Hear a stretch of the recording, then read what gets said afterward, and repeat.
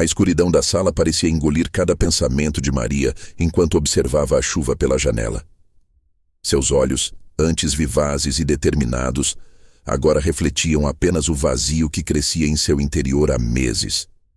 Ela passava os dedos pela Bíblia, empoeirada na mesa de centro, um presente de sua avó que há muito tempo não abria. 35 anos de vida dedicados à construção de uma carreira impecável como advogada corporativa, um apartamento elegante no melhor bairro da cidade, reconhecimento profissional e aparência invejável aos olhos do mundo. Tudo parecia perfeito por fora, mas um abismo crescente a devorava por dentro, como se sua alma estivesse morrendo lentamente enquanto seu corpo continuava em movimento automático. No silêncio daquela noite de quinta-feira, Maria finalmente admitiu para si mesma: algo estava bloqueado entre ela e Deus.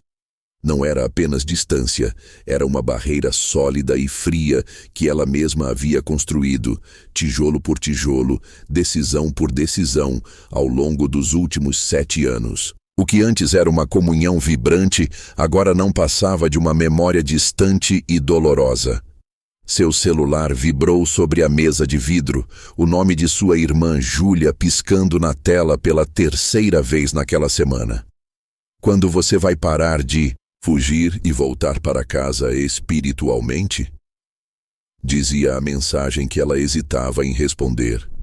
Júlia, sempre tão conectada com sua fé, parecia enxergar através das máscaras que Maria usava nas reuniões familiares dominicais.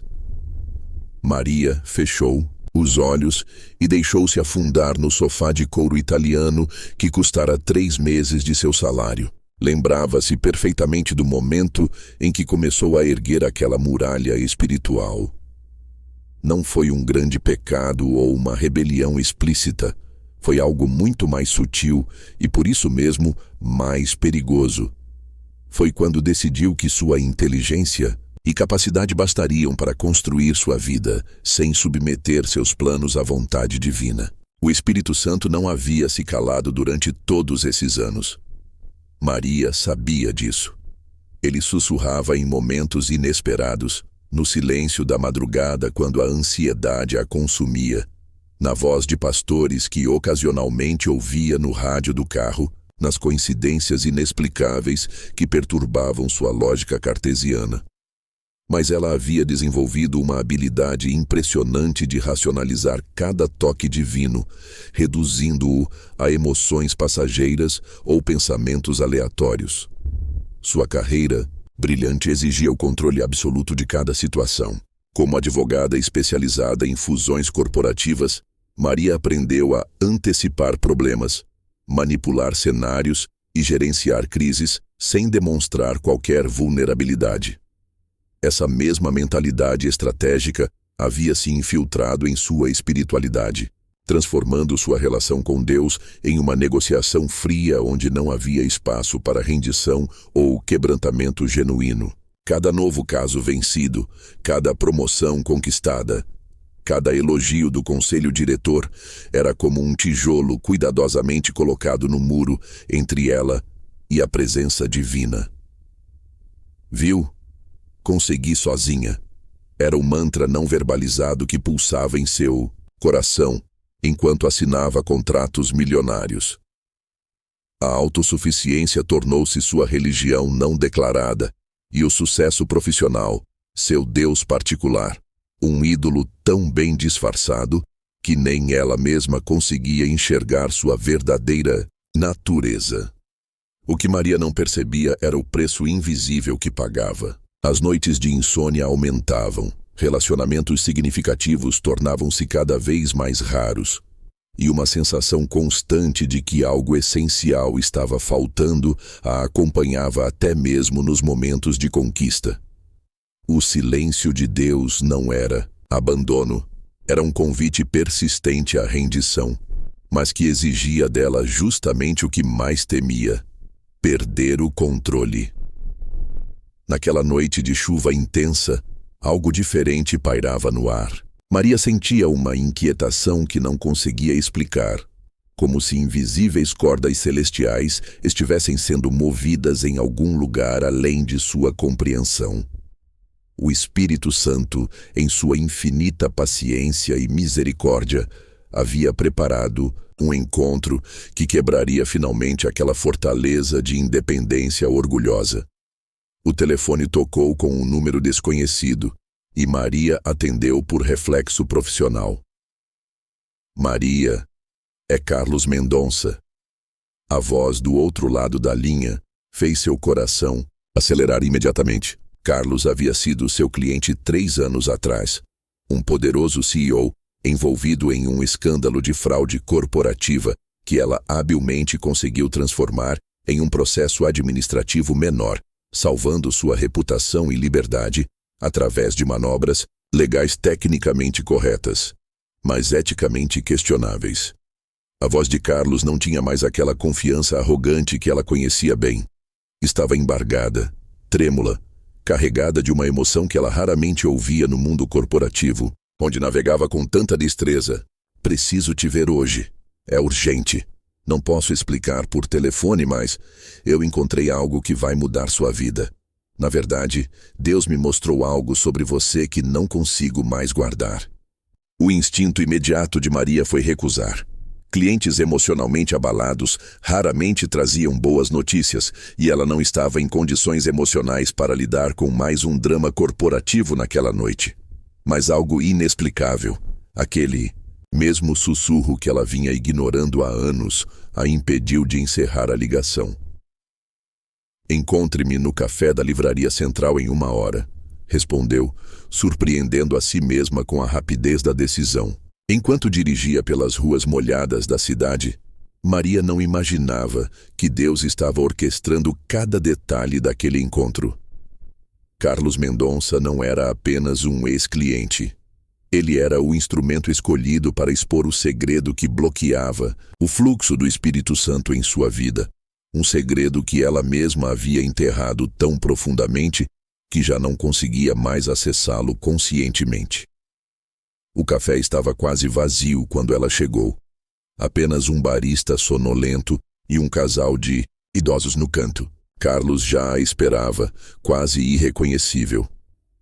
O homem que antes exibia ternos impecáveis e postura dominante, agora vestia roupas simples, cabelos ligeiramente desarrumados e, o mais chocante, olhos que refletiam uma paz que Maria instantaneamente invejou, mesmo sem admitir para si mesma. Maria, obrigado por vir, disse Carlos, levantando-se para cumprimentá-la sem o habitual aperto de mão firme e calculado. O que vou te dizer hoje não tem nada a ver com negócios ou causas judiciais. Tem a ver com algo muito mais importante que Deus me revelou durante um retiro espiritual de que participei após tocar o fundo do poço. Suas palavras caíram como pedras no lago, aparentemente calmo, da compostura profissional de Maria. Ela sentiu o coração acelerar, uma mistura de irritação e curiosidade tomando conta de seus pensamentos. Carlos, se isso é algum tipo de pregação ou tentativa de conversão, devo avisar que... Ele a interrompeu com gentileza, algo que o antigo Carlos jamais faria. Não estou aqui como um missionário, Maria. Estou aqui como alguém que carrega um fardo há 3 anos e precisa ser libertado dele. E você é a única pessoa que pode me libertar. As próximas palavras de Carlos atingiram Maria como um trem em alta velocidade. Lembra-se do caso Primitech, quando você me orientou a ocultar aqueles documentos da contabilidade paralela e sugeriu que eu esquecesse de mencioná-los nas audiências? O sangue de Maria gelou instantaneamente. Aquele era seu segredo profissional, a linha ética que ela havia cruzado deliberadamente, justificando para si mesma que era apenas uma estratégia legal agressiva. Naquele momento, algo começou a se quebrar dentro dela. Não era apenas sobre um caso antigo ou uma decisão profissional questionável. Era sobre o momento exato em que ela havia decidido ser sua própria juíza moral, definindo por conta própria o que era aceitável, ignorando deliberadamente aquela voz interior que a advertia. Foi quando ela escolheu o sucesso acima da integridade, quando deliberadamente silenciou o Espírito Santo. Carlos continuou, sua voz agora mais firme. Fui batizado há 6 meses, Maria. Encontrei uma paz que nunca imaginei ser possível para alguém com o meu passado. Mas Deus me mostrou claramente que preciso corrigir os erros do passado. Vou me apresentar às autoridades na segunda-feira e confessar tudo sobre o caso Primetech. E quero que você saiba que não a culpo. Eu era o cliente. A decisão final foi minha.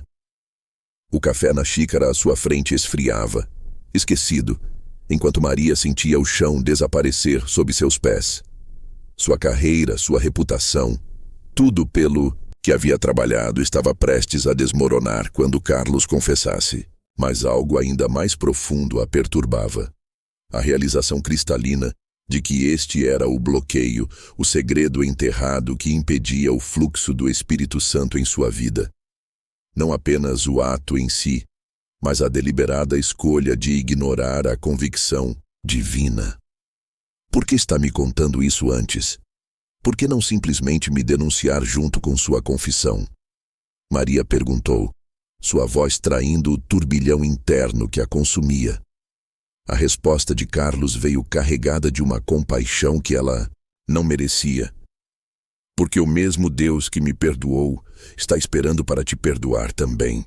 Ele me mostrou que você está presa, Maria.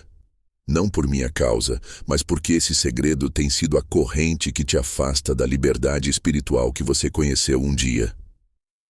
O peso daquela verdade caiu sobre Maria como um manto pesado demais para suportar.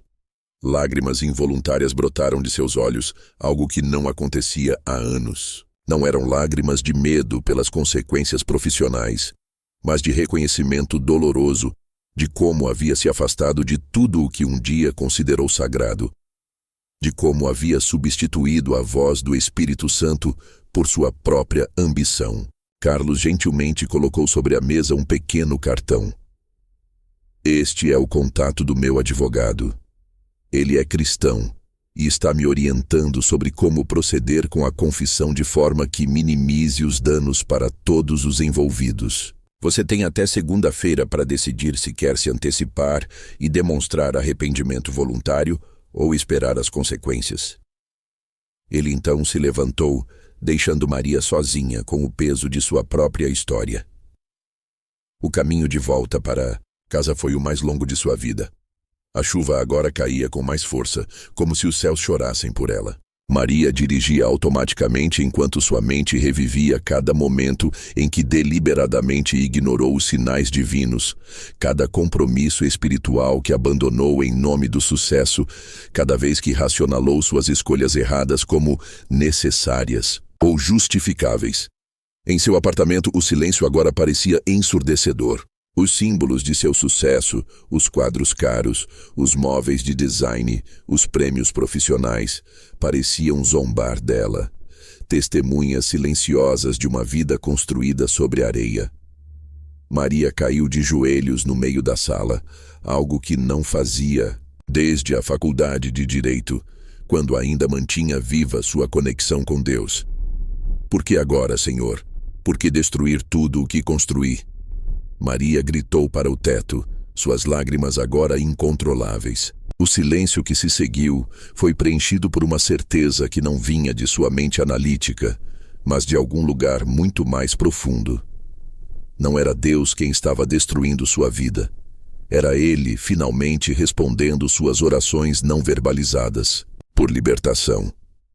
As horas seguintes foram um mergulho doloroso em memórias que ela havia suprimido por anos. Maria lembrou-se da jovem universitária que sonhava em usar o direito como instrumento de justiça. Lembrou-se da primeira vez que comprometeu seus valores por uma promoção, do primeiro cliente culpado que defendeu sabendo de sua culpa, da gradual anestesia moral que permitiu que o caso Primetech nem mesmo perturbasse seu sono.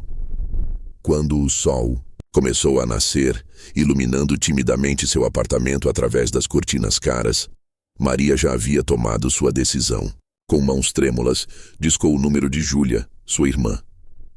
Quando a voz sonolenta a atendeu, Maria disse simplesmente: "Preciso de ajuda."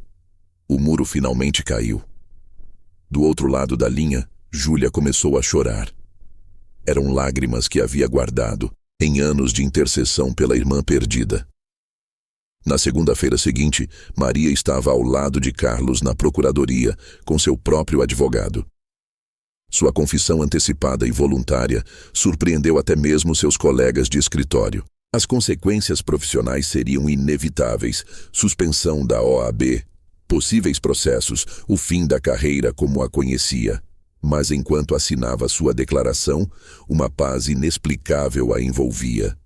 O processo legal seria longo e doloroso. Os meses seguintes seriam de reconstrução e humilhação pública. Mas algo havia sido restaurado naquela noite, entre seu encontro com Carlos e sua decisão de confessar. O canal bloqueado entre ela e o Espírito Santo estava sendo desobstruído pela primeira vez em anos. 6 meses depois, em uma pequena igreja nos arredores da cidade, longe dos tribunais e escritórios luxuosos onde construíra sua reputação, Maria compartilhava seu testemunho com um grupo de profissionais cristãos. O segredo que bloqueava o Espírito Santo na minha vida não era apenas aquela decisão antiética específica. Explicava com uma humildade autêntica que jamais demonstrara antes. O verdadeiro bloqueio era meu orgulho, minha recusa em me submeter a uma autoridade maior que eu mesma. Era a ilusão de que eu poderia compartimentalizar minha vida, separando minha espiritualidade da minha ética profissional.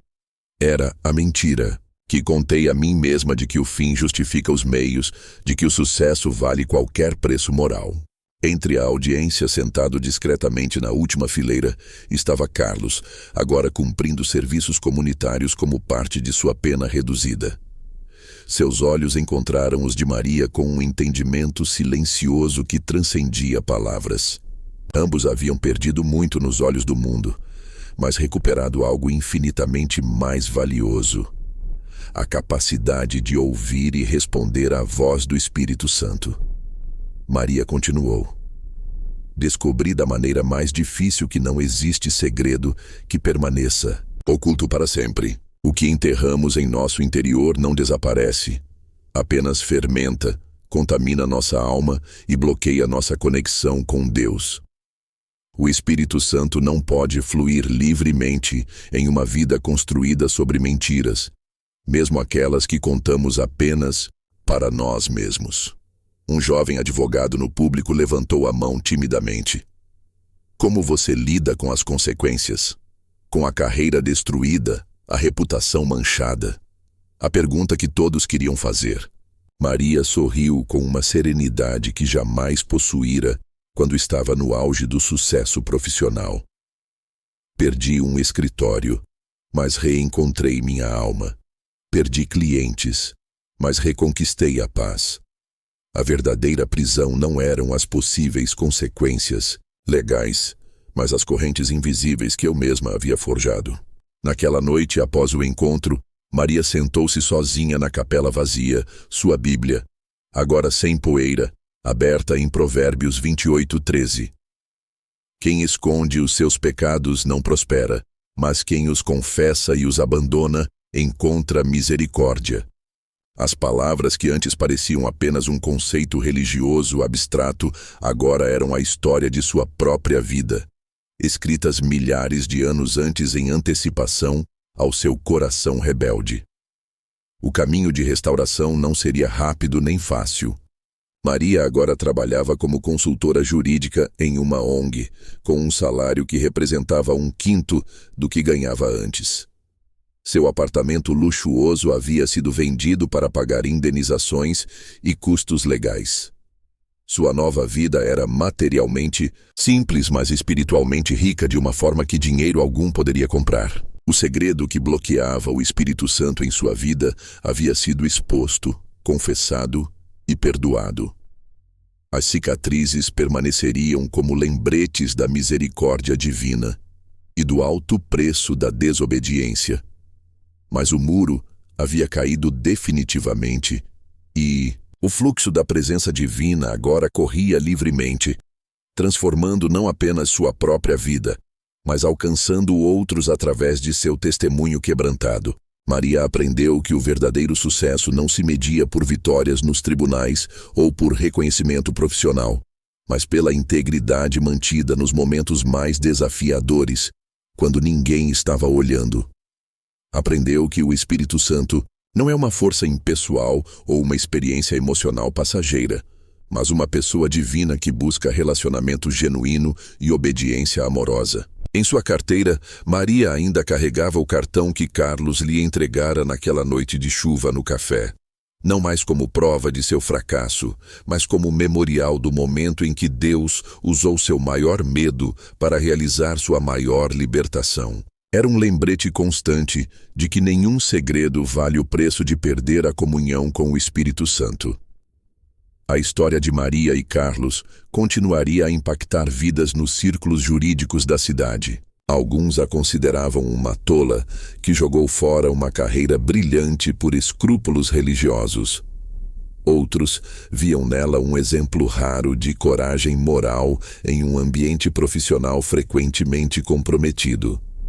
Mas para aqueles com olhos espirituais, para ver, sua jornada ilustrava uma verdade eterna. Não há bloqueio tão forte que a graça divina não possa derrubar. Nas noites silenciosas, quando as dúvidas ocasionalmente tentavam assaltar sua mente, Maria lembrava-se das palavras que seu pastor compartilhara durante sua reconsagração. O Espírito Santo não é bloqueado por nossos fracassos, mas por nossa recusa em admiti-los. Não é a queda que nos separa de Deus, mas nossa insistência em permanecer caídos, protegendo nossos segredos mais do que desejamos sua presença. E assim, em meio às ruínas do que um dia considerou sucesso, Maria havia encontrado um tesouro incomparavelmente maior. A liberdade de viver sem segredos, a alegria de sentir novamente o fluxo do Espírito Santo em cada aspecto de sua vida, e a paz que vem de saber que, mesmo no fundo do poço, Deus ainda pode usar nossa história quebrada para sua glória e para transformar outras vidas. Enquanto fechava a capela naquela noite, Maria sussurrou uma oração simples que resumia sua jornada. Senhor, obrigada por não desistir de mim quando eu desisti da tua voz. Obrigada por usar meu maior fracasso para revelar teu maior propósito. E obrigada por me mostrar que nenhum sucesso vale a perda da tua presença, e nenhum segredo merece bloquear o fluir do teu Espírito em minha vida.